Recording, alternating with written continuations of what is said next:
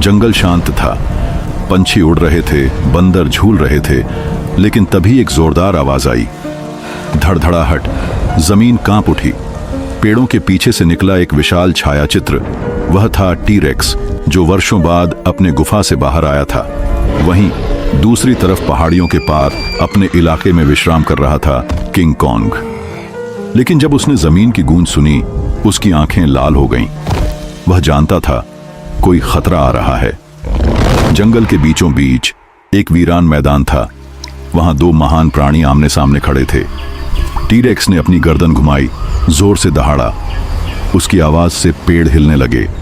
King Kong ने अपनी छाती पीटी, गर्जना की और अपनी पूरी ताकत के साथ सामने आया।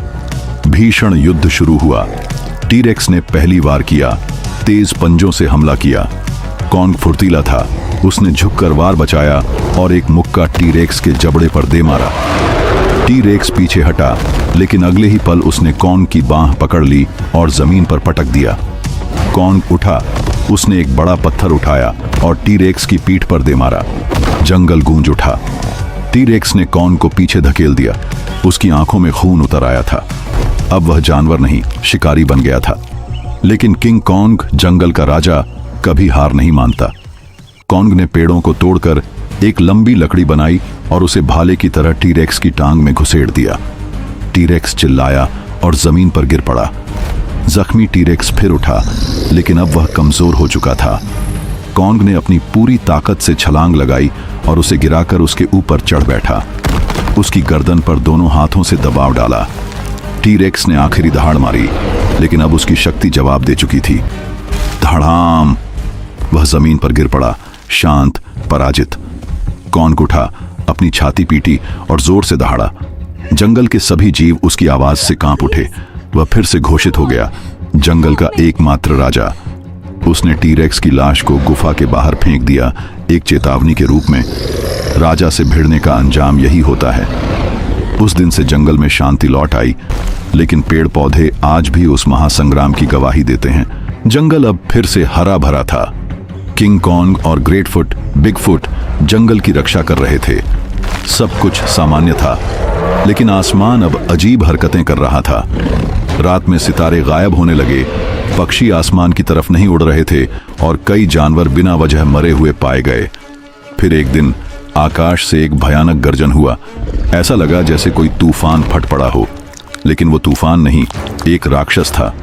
उसे कहा जाता था स्कारनॉक्स।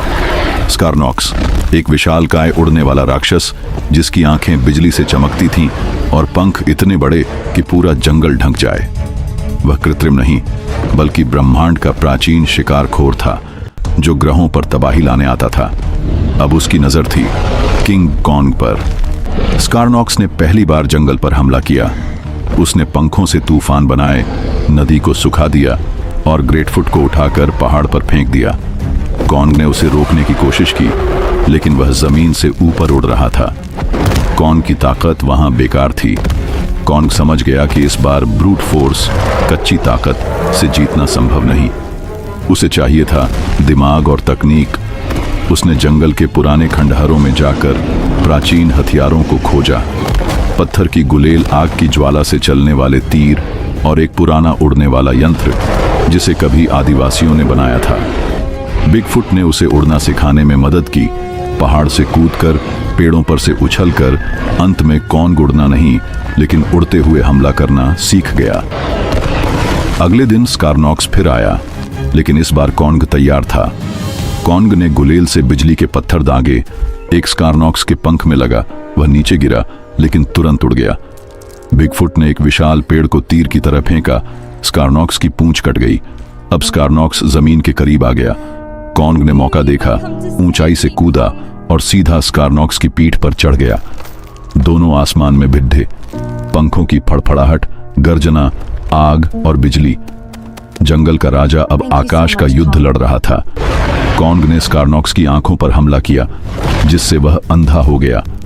बिगफुट ने एक ज्वालामुखी के पास स्कारनॉक्स को लाने की योजना बनाई। कॉन्ग ने उसकी गर्दन को जोर से पकड़ा और उसे घसीटते हुए लावे की तरफ ले गया। अंतिम छलांग में कॉन्ग ने स्कारनॉक्स को खींचकर नीचे फेंका। धड़ाम! राक्षस लावे में गिरा और आग के गुबार में झलकर राख हो गया। जंगल में अब न कोई रेक्स था, न कोई आग का दानव, न कोई आसमानी शिकारखोर। किंग कॉन्ग और ग्रेटफुट दोनों अब एक दूसरे को भाई मान चुके थे। उनके पास ताकत थी, दिमाग था और अब अनुभव भी।